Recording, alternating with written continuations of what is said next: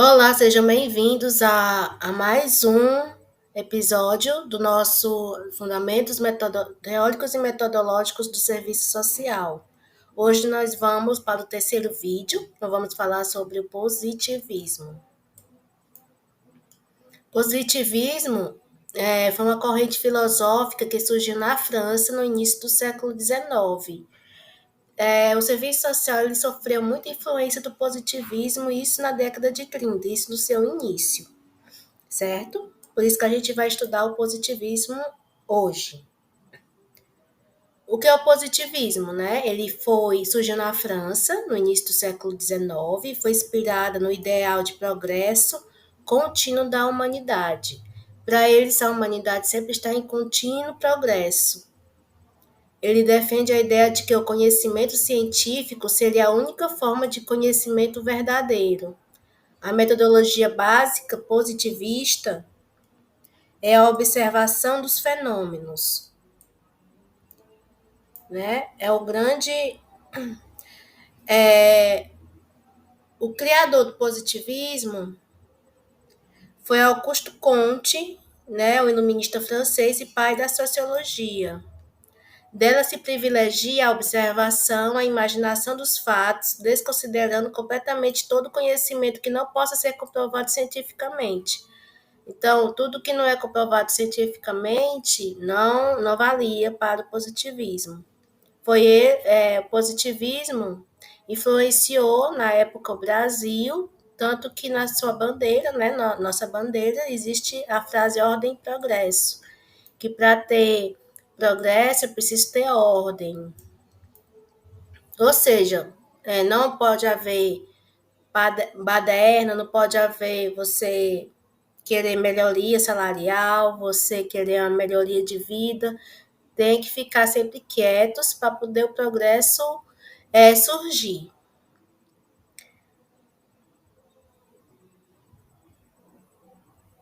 A sua filosofia tinha como proposta regenerar a sociedade e o homem. Ele estudou as leis que regiam a sociedade capitalista. Acreditava que a partir da estabilidade do sistema econômico seria possível a obtenção da paz, da ordem e do progresso. Como falei, a partir do sistema econômico estável, independente das pessoas passarem fome ou não, ou a miséria, com o sistema econômico bom, se obteria a paz, a ordem e o progresso. Uma das metas do positivismo é a reconciliação entre a ordem, que seria a base, e o progresso, que seria a meta a ser atingida. Ou seja, o progresso surgiria de uma forma gradual à ordem.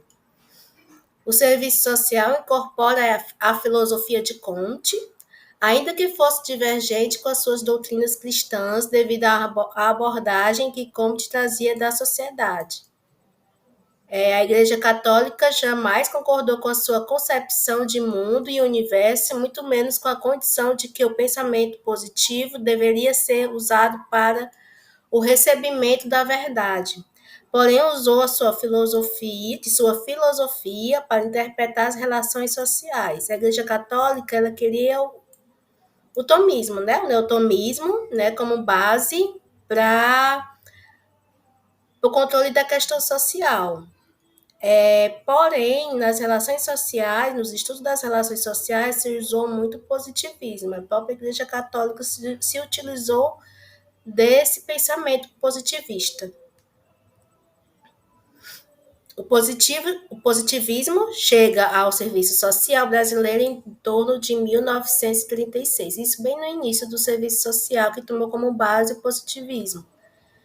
Apresenta-se enquanto filosofia social para a interpretação da realidade social. Né? Aqui a gente ilustra um cientista que observa, né, a situação de pessoas que estão em situação de rua. Né? Ele apenas observa, ele não intervém. A prática profissional, dentro desse modelo positivista, se dava de forma repressora e controladora. Para a assistente social, na época do positivismo, ela sempre culpava o ser humano, o ser, né, a pessoa que ela estava atendendo, como o responsável por esta situação. Ela não via todas as relações sociais em torno.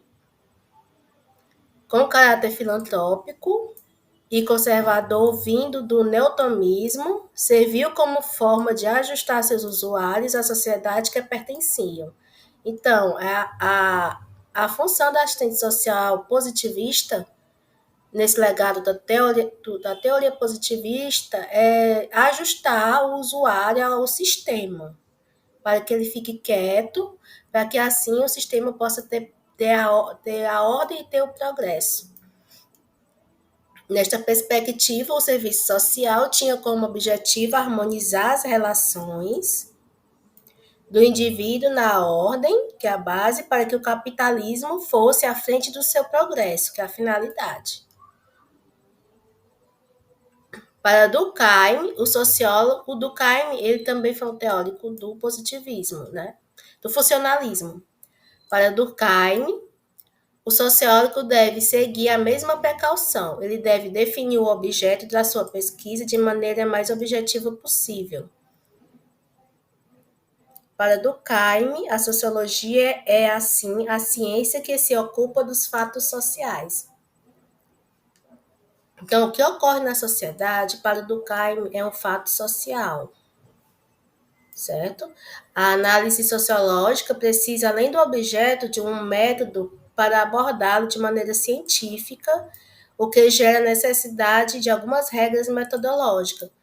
No caso, um estudo, né? Poderia ser um estudo sobre o alcoolismo, né? Seria uma questão, o alcoolismo sendo um objeto, seria abordado de maneira científica.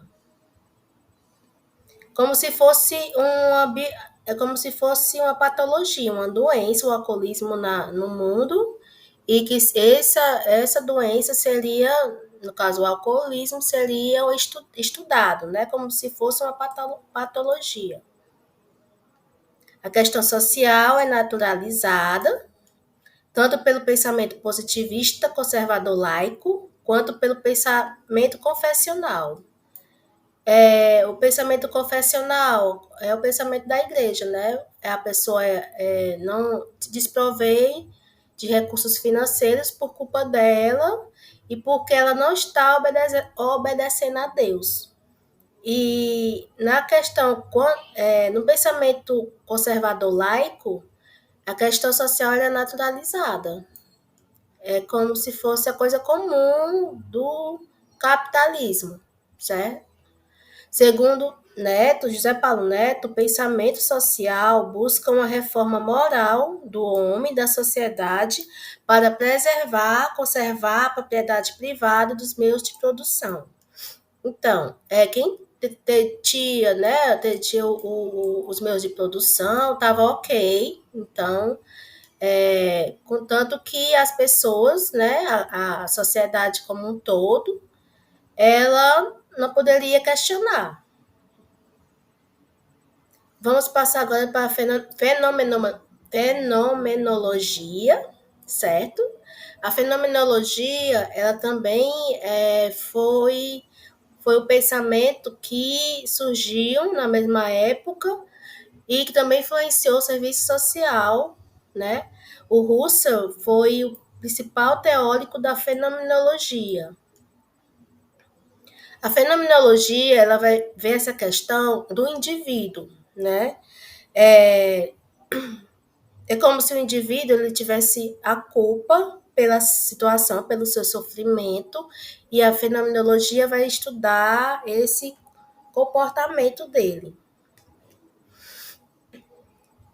O autor apresenta a fenomenologia como um método de investigação que tem o propósito de apreender o fenômeno, isto é, a aparição das coisas à consciência, de uma maneira rigorosa.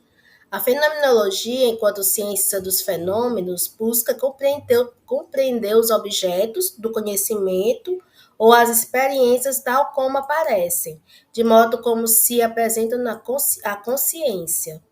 Segundo José Paulo Neto, a fenomenologia começa defendendo o princípio sem abordar os conflitos de classe nem as mudanças estruturais.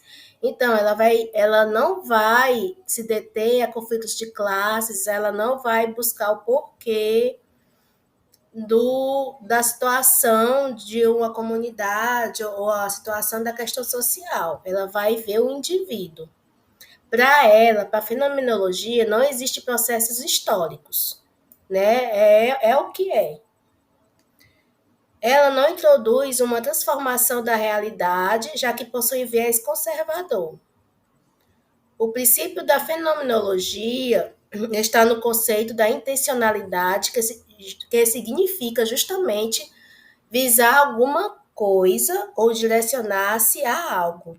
Este conceito não se refere a uma finalidade, mas à direção.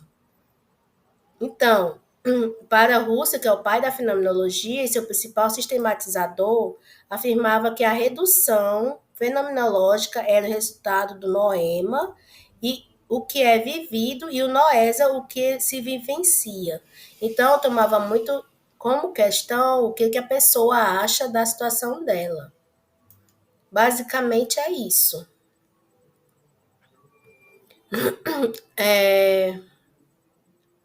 A fenomenologia pretende combater o empirismo e o psicologismo e superar a oposição tradicional entre realismo e o idealismo. Combater o empirismo. O empirismo é tudo que a gente pode achar por meio da nossa visão e da nossa audição. Por exemplo, eu coloquei aqui que uma pessoa que trabalha no CRAS, colocando hoje atualmente, uma pessoa que trabalha, um assistente social, trabalha no CRAS, e ela vê que cotidianamente ela atende muitas pessoas naquela região que ela está, naquele território, pessoas em situação de rua, tem muitas mulheres em situação de rua, no caso. Então, ela sabe que nesse território tem muitas mulheres em situação de rua, mas ela não comprovou isso cientificamente. Ela não fez pesquisa, ela não fez o questionário, ela não seguiu uma metodologia. Ela apenas constatou isso vendo nos atendimentos dela, que todo dia nos atendimentos dela tem mulheres em situação de rua.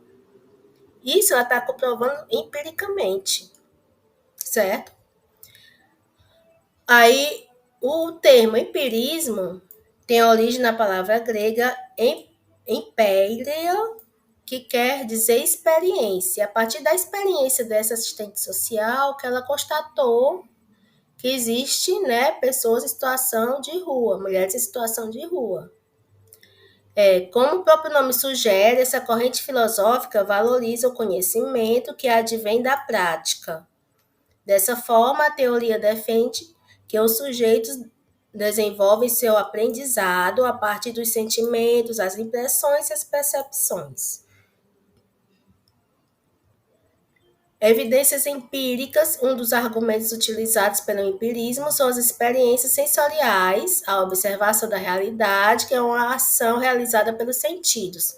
A partir desse ato, pode-se obter a comprovação. Então, você pode dizer, comprovei empiricamente que a situação do meu território, ela tem muita questão social envolvendo o desemprego. Eu não constatei isso por meio de um método científico. Eu constatei isso empiricamente. Na fenomenologia, o serviço social se realiza através da intervenção social ou tratamento social. É como se o indivíduo estivesse com uma doença e ela fosse tratada pelo assistente social para que ele possa vir a ser saudável, né? Entre aspas, para a sociedade. Descobre um sentido novo para um processo de ajuda psicossocial a partir dos princípios. O diálogo, pessoa e transformação social.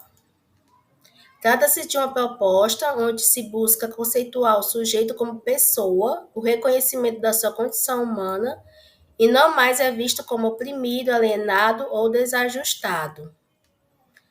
a fenomenologia, isso assim, diferentemente do positivismo, a fenomenologia já vê a condição humana dele, né? O que que ele pensa sobre a situação dele. A fenomenologia vai trabalhar com a compreensão do ser como pessoa, utilizando o diálogo como instrumento adequado à sua intervenção profissional. Se a fenomenologia entende o homem como ser de relação, a relação que o profissional do serviço social estabelece com o sujeito tem como objetivo torná-lo o construtor de sua própria transformação, tornando-se responsável pela busca da sua verdade. Ele, como na abordagem fenomenológica, o indivíduo ele é responsável pela transformação dele. Uma pessoa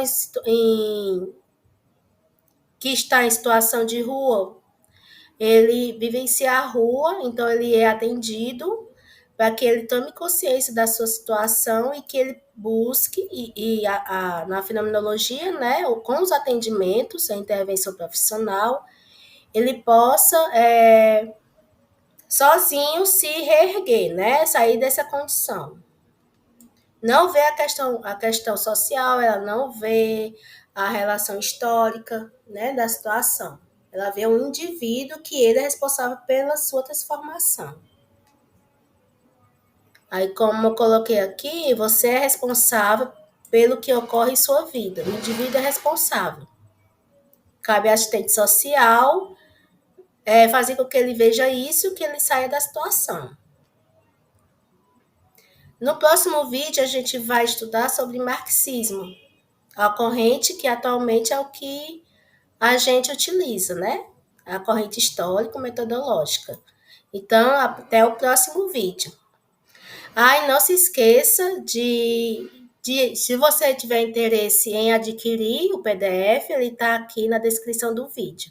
E também não se esqueça de se inscrever e também acionar o sininho, tá certo? Tchau!